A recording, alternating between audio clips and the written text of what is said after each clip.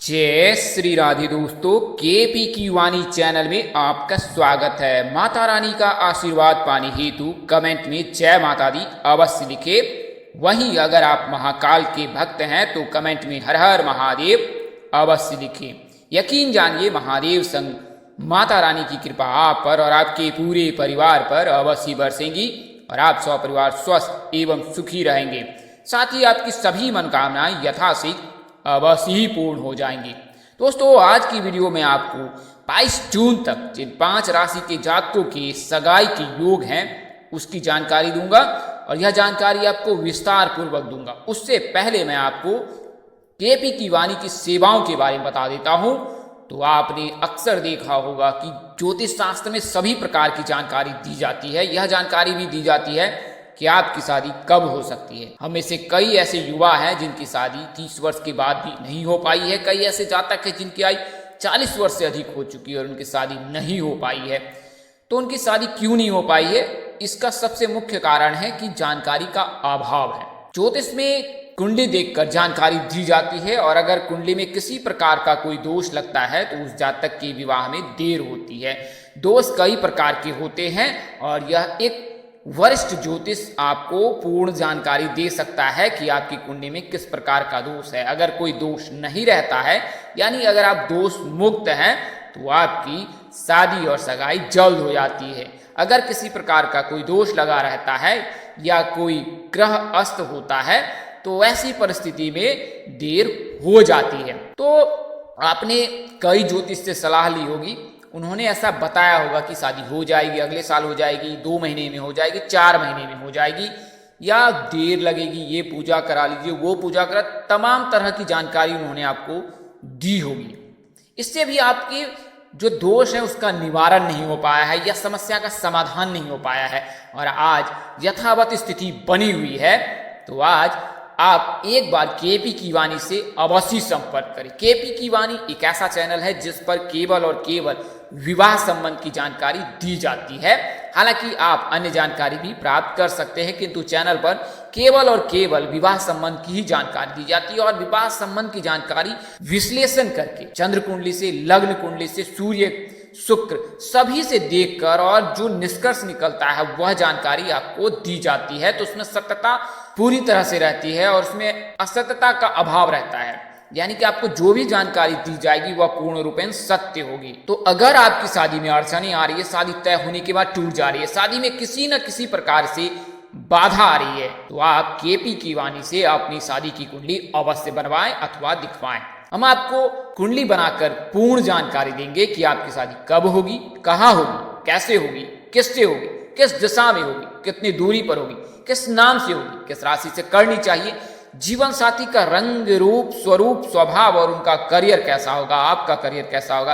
अगर आप love marriage करना चाहते हैं तो माता पिता की सहमति आपको मिल सकती है कि नहीं मिल सकती है, ससुराल में घर द्वार कैसे होंगे, ससुराल के लोग कैसे होंगे, सास ससुर का स्वभाव कैसा होगा, परिवार में कितने लोग होंगे, घर द्वार कैसा होगा, ये सभी जानकारी जो है आपको कुंडली बनाकर दी जाएगी अथवा कुंडली मौखिक रूप से भी जानकारी प्राप्त कर सकते हैं। तो इसके लिए मामूली शुल्क यानी मेहनताना लिया जाता है। चूंकि हम लोग या हमारी पूरी टीम इस पर ही निर्भर है, तो इसके लिए मामूली शुल्क ली जाती है। तो आप केपी की वाणी से संपर्क करने के लिए 8521835670 पर संपर्क कर सकते हैं। नंबर आपको एक बार और दोहरा देता हूं, 8521835670। तो इस नंबर पर आप मुझसे संपर्क कर सकते हैं। तो अधिक जानकारी के लिए आप व्हाट्सएप अवश्य करें। हाँ, कमेंट में अगर आप कोई रिप्लाई करते हैं तो उसमें आपको जवाब देने में देर हो सकती है। इसके अलावा ऐसे जातक जिनकी कुंडली बनी हुई है या उनकी शादी तय होने वाली है तो वे अपनी कुंडली मिलान अवश्य करा ले। कुंडली मिलान से यह जानकारी ज्ञात हो जाता है कि विवाह उपरांत आपका वैवाहिक जीवन कैसा रहने वाला है। अगर किसी प्रकार का कोई दोष है तो उस दोष का अवश्य निवारण करा ले। इससे आपके विवाह उपरांत वैवाहिक जीवन में किसी प्रकार की कोई परेशानी नहीं आएगी। तो आप केपी की वाणी से भी संपर्क कर सकते हैं तथा अपने नजदीक के किसी प्रकांड पंडित व ज्योतिष से संपर्क कर कुंडली मिलान करा सकते हैं। आइए अब वीडियो में आगे बढ़ते। तो जैसा कि मैंने आपको बताया है कि 5 राशियों के सगाई के योग हैं और इनके योग जो है 22 जून तक हैं। तो पहले मैं आपको तिथि मुहूर्त बता देता हूं, उसके बाद फिर राशि परिवर्तन जो है ग्रह का वो बताऊंगा और फिर आपको राशि के बारे में बताऊंगा। तो पहले मैं आपको तिथि बता दूं तो 6 जून को, 8 जून, 11 जून, 12, 13, 14, 15, 16, 21 और 22 जून को जो है विवाह मुहूर्त है। इन दिनों में शादी के योग बन रहे हैं। बात करें अब ग्रहों की राशि परिवर्तन की तो वर्तमान समय में गुरु जो है मीन राशि में है, शुक्र जो है मेष राशि में है, सूर्य मिथुन राशि में है, बुध मिथुन राशि में है और सूर्य जो है वृषभ राशि में उपस्थित है। वहीं मंगल जो है मेष राशि में उपस्थित है और शनि जो है इस समय कुंभ राशि में उपस्थित हैं। तो यह तो जानकारी आपको ग्रह राशि परिवर्तन के बारे में दी है। आइए अब मैं आपको उन राशियों के बारे में बताता हूं। उससे पहले मैं आपको कुछ दोष के बारे में विस्तार पूर्वक बता देता हूं। तो कुंडली में 8 ग्रहों का विश्लेषण किया जाता है। इन ग्रहों को 2 भागों में बांटा गया है, शुभ ग्रह और अशुभ ग्रह।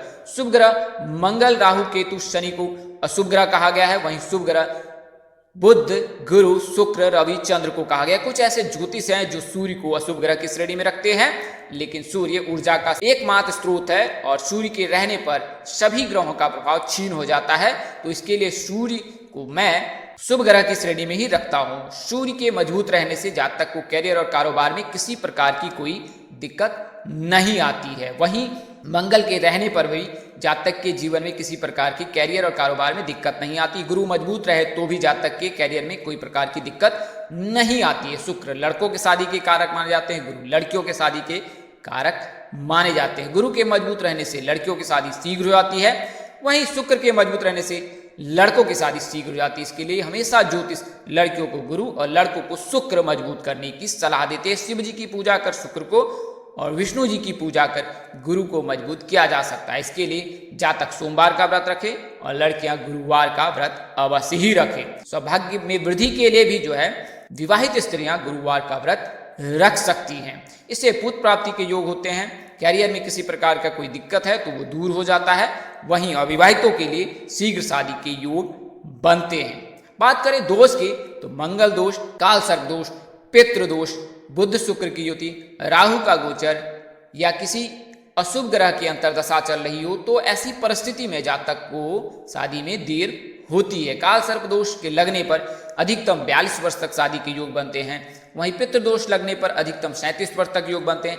मंगल अगर प्रबल अर्थात भारी है तो फिर 37 वर्ष अधिकतम।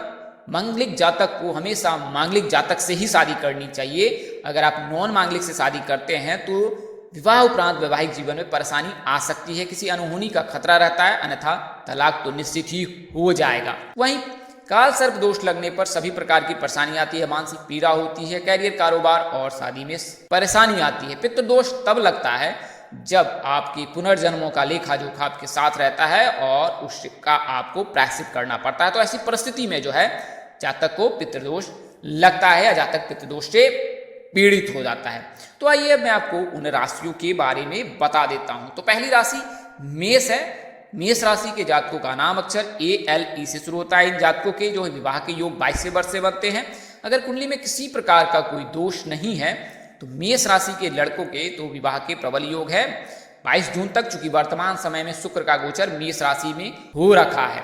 तो इसके लिए मेष राशि के जातकों के तो प्रबल योग बन रहे हैं। बात करें नाम से तो PRM नाम में से किसी एक जातक के साथ आप पढ़ने सूत्र में बन सकते हैं। वहीं बात करें वृषभ राशि के जातकों की तो वृषभ राशि के जातकों के 23वें वर्ष से शादी के योग जन्मदिन के अनुसार से बनते हैं। तो अगर आप वृषभ राशि के जातक है तो 23वें वर्ष से आपके शादी के योग बनेंगे। वहीं वृषभ राशि के जातकों का नाम B, U और V से शुरू होता है। विवाह प्रस्ताव HCV नाम के जातक से आ सकता है और इनमें से किसी एक जातक के साथ आप पढ़ने सूत्र में बन सकते हैं। अगली राशि मिथुन राशि है। तो वर्तमान समय में जो बुध का राशि परिवर्तन मिथुन में हो रखा है, इसके चलते मिथुन राशि के जातकों के योग बनते हैं। मिथुन राशि के योग जो है बुध के चलते बन रहे हैं, तो बुध का मजबूत रहना बहुत ही अनिवार्य है। अगर चाची, मौसी, बुआ, फुआ, बहन आदि के साथ आपके संबंध खराब हैं तो बुध कमजोर हो जाता है। बुध कमजोर हो जाता है तो बुध का मजबूत रहना अनिवार्य है। इसके लिए आप अपने सगे संबंधियों के साथ यानी मौसी, चाची, फुआ, बुआ, दीदी, इन सब के साथ आपके रिश्ते मधुर होने चाहिए। अगली राशि मीन राशि है। तो मीन राशि के जातकों के जो विवाह के योग गुरु के राशि परिवर्तन के चलते 22 अप्रैल 2023 तक बन रहे हैं। इस दौरान मीन राशि के जातकों के शादी के तो 100% योग हैं। मीन राशि का जातक का नाम डी से शुरू होता है। इनके जो विवाह प्रस्ताव है वो SGV नाम के जातक से आ सकते हैं। उनमें किसी एक जातक के साथ आप परिणय सूत्र में बन सकते हैं। और अगली अंतिम राशि कुंभ राशि है। चूंकि शनि का वर्तमान में कुंभ राशि में गोचर हो रखा है और 12 जुलाई तक जो है कुंभ राशि में ही रहेंगे। इस दौरान अगर कुंभ राशि के जातकों पर शनि की दृष्टि पड़ती है, गुरु उपस्थित है या शनि की अंतर्दशा चल रही है और विवाह भाव में जो है शनि स्वामी बन बैठा है, तो उनके योग 100% बनेंगे। तो यह तो जानकारी आपको मैंने उन 5 राशियों की दी है जिनके विवाह के योग 22 जून तक बन रहे हैं, यानी 22 जून तक सगाई निश्चित ही हो जाएगी। इस वीडियो में बताई गई जानकारी आपको ज्योतिष, पंचांग, मान्यताओं, धर्म ग्रंथों और ग्रह राशि परिवर्तन के आधार पर दी है। हमारा उद्देश्य महज आपको सूचना पहुंचाना है। आप इसे सूचना हेतु ले। इसके अतिरिक्त अगर आप इनको मानते हैं, अपनाते हैं अथवा उपयोग करते हैं तो उसके आप स्वयं जिम्मेवार हैं। आप चाहे तो KP कीवानी से संपर्क करें, अन्यथा अपने नजदीक के किसी प्रकार पंडित अथवा ज्योतिष से अवश्य संपर्क कर लें। इस तरह की अन्य वीडियो देखने के लिए हमारे चैनल के डैशबोर्ड अथवा प्लेलिस्ट पर जाएं और अपनी राशि अनुसार वीडियो अवश्य देखें। तो दोस्तों, आपको यह जानकारी कैसी लगी, लाइक, कमेंट, शेयर कर हमें अवश्य बताएं। अगर आप मेरे चैनल पर पहली बार विजिट कर रहे हैं, चैनल के कार्यक्रम पसंद आए तो चैनल को सब्सक्राइब करना बिल्कुल ना भूलें, साथ ही बेल आइकन को प्रेस करना ना भूलें। माता रानी कृपा से आपके चेहरे पर हमेशा मुस्कान बनी रहे, आप सब परिवार स्वस्थ एवं सुखी रहे। आप सभी के प्यार और सद्भाव के लिए आप सबको हृदय की गहराई से धन्यवाद करता हूं।